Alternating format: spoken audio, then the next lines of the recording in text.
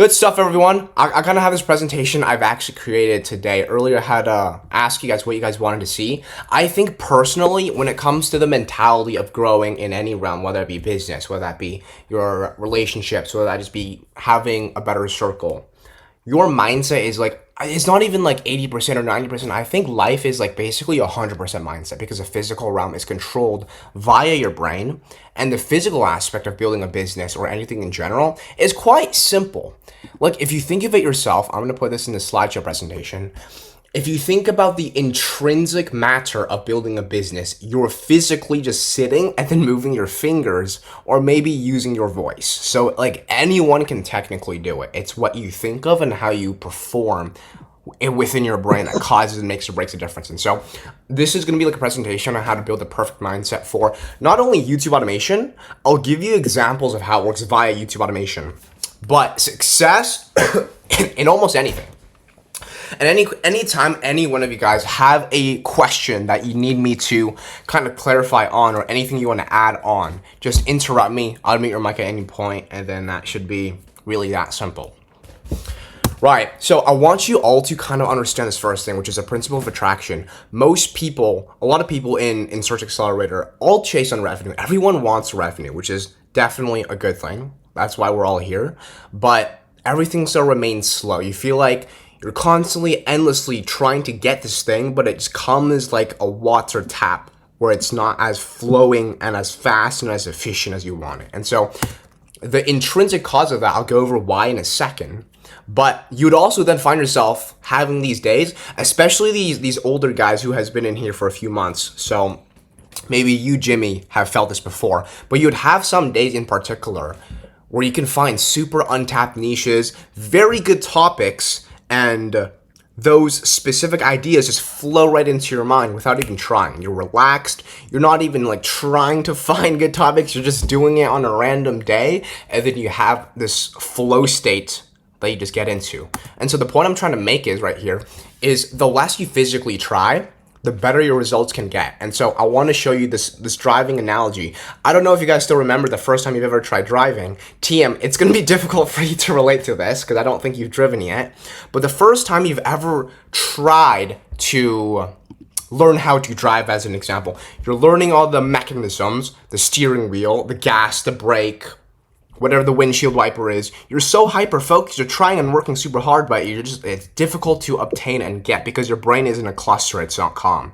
And so, exactly. And so when you find yourself not in a calm state, I like this other analogy where a sailboat, the calmer the water is, the more efficient it drives forward. But the less calm, the more chaotic the ocean is, it's harder for any sort of boat to move efficiently.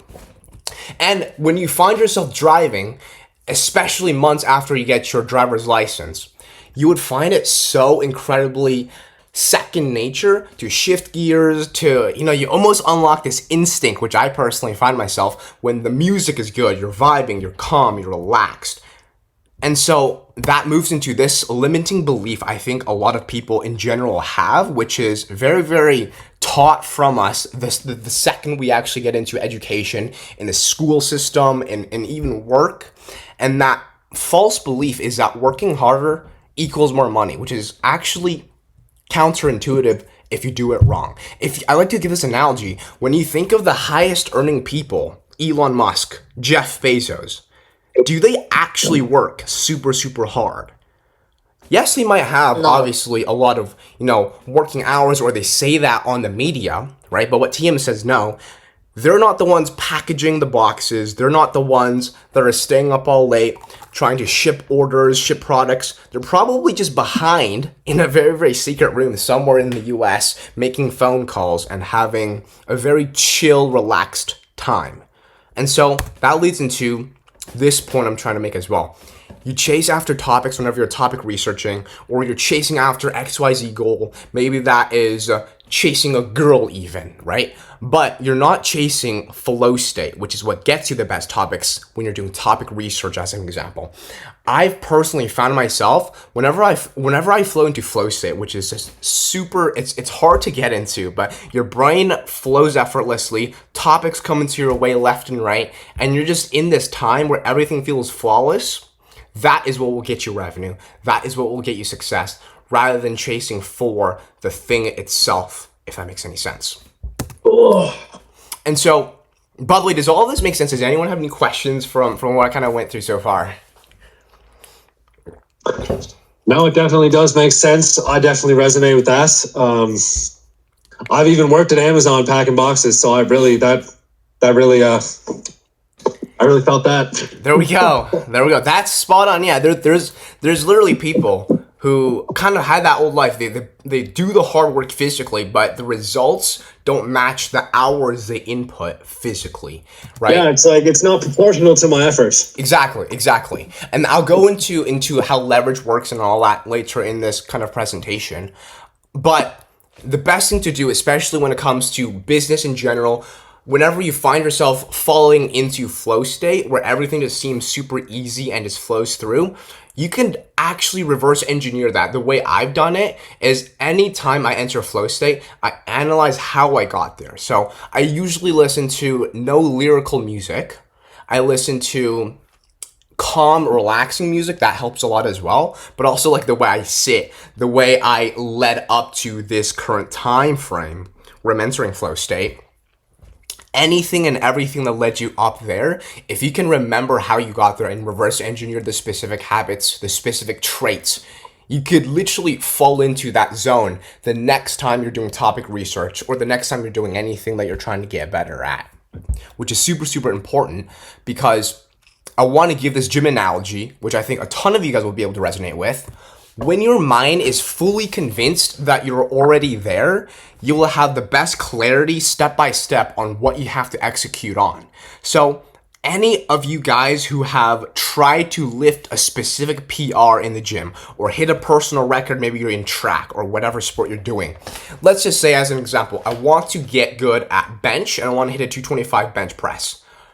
If that's my full goal and I'm fully convinced that in 2 months' time I'll be able to hit that, I know exactly the specific things on what I have to do to get there, which is going to be obviously training your fast twitch fiber muscles, doing a lot of heavy reps but low volume, and eating a lot of protein, sleeping well.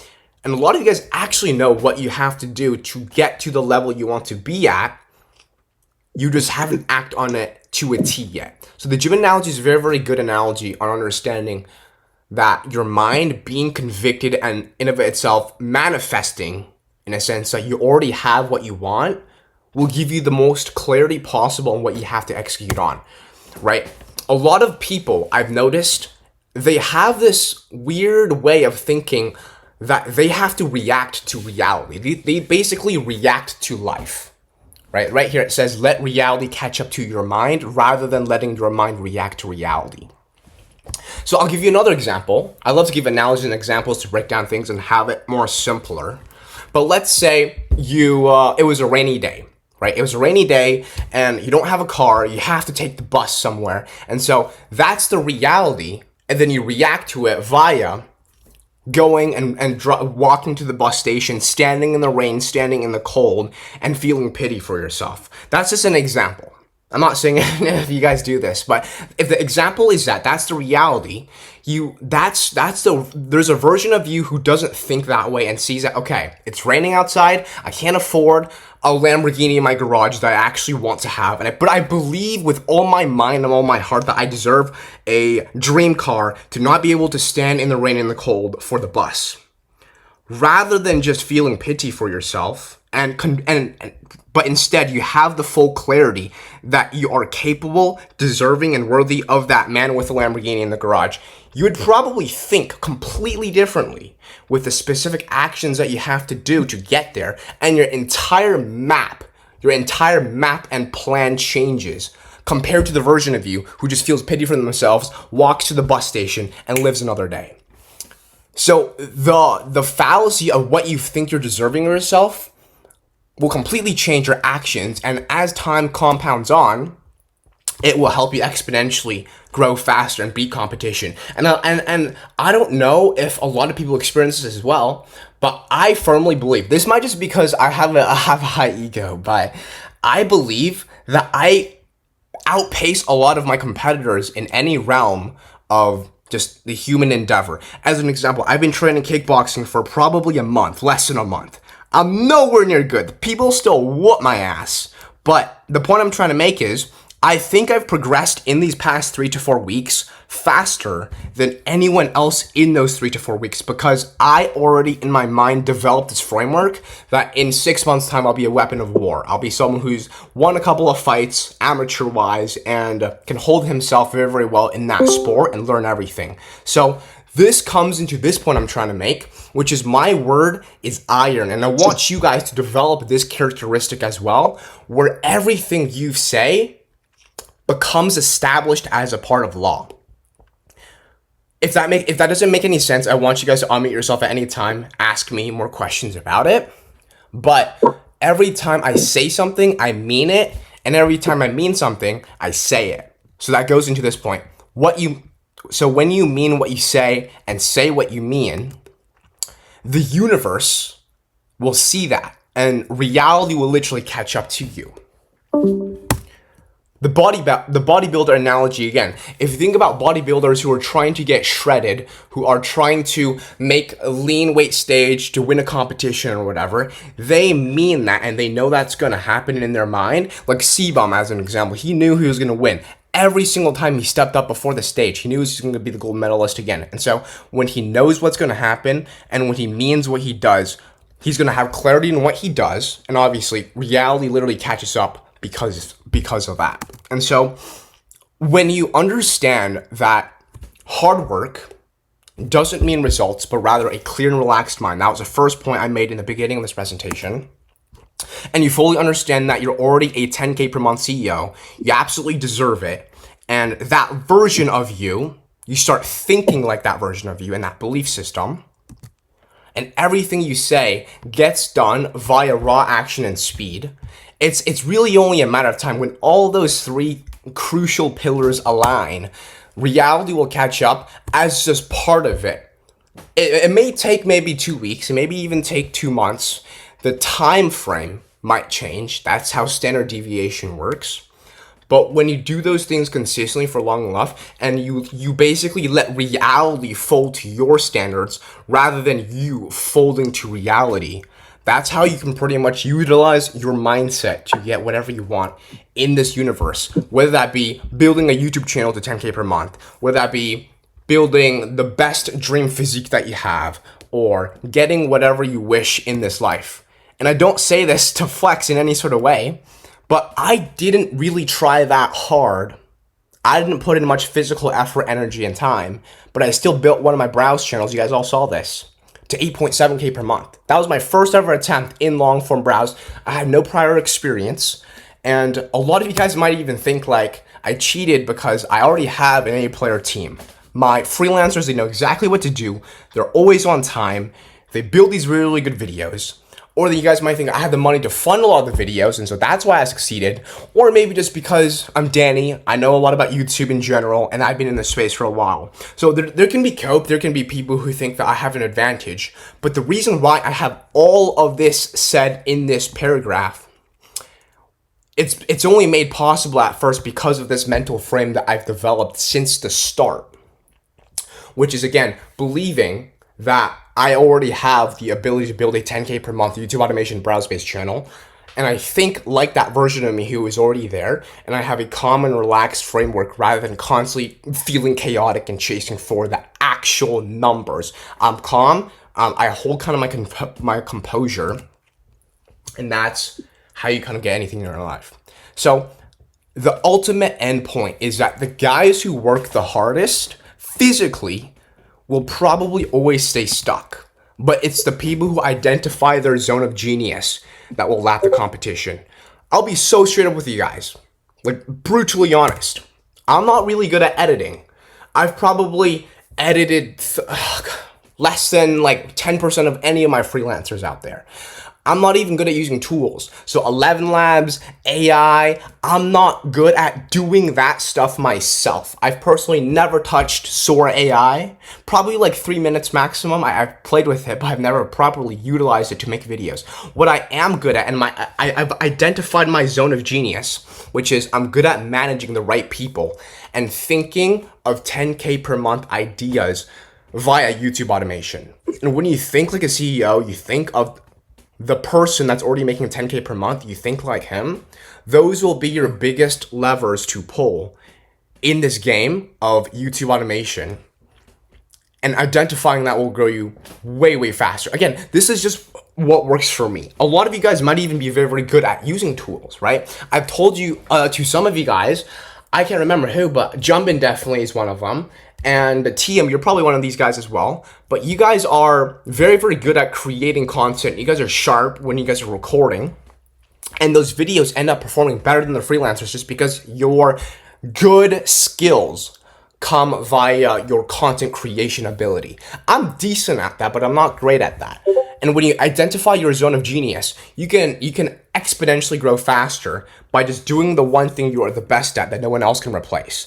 And then the things you're not good at, you allocate other people who have the time, effort, and energy to do that one skill, so that way you can focus all of your own energy on the highest levers and the highest things to pull to give you the best advantage forward. Does that kind of make sense? Yeah. Flawless. Good stuff. I think that, that's it for this kind of presentation that I went over. I could send this entire slideshow as well to all of you guys after this call to kind of re-go over some of these points I've made. But question and answer, Q&A. Anyone have anything you guys want to ask?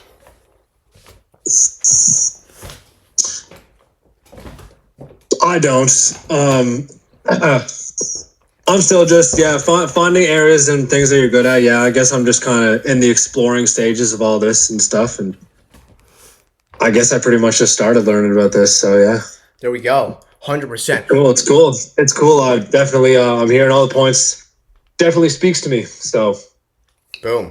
Right on, brother. Because a lot of people, I'm glad you say that. A lot of people, they have this weird mentality, and I don't think any of you guys have this because you guys are here today. A lot of people have this idea that they know everything, and they aren't open to learning new ideas or even new points from people, which kind of prevents them from growth because they don't have the mentee brain power, if that makes any sense. So the fact that you feel like you can relate to these points, you know what to work on, is very, very good. Green light already.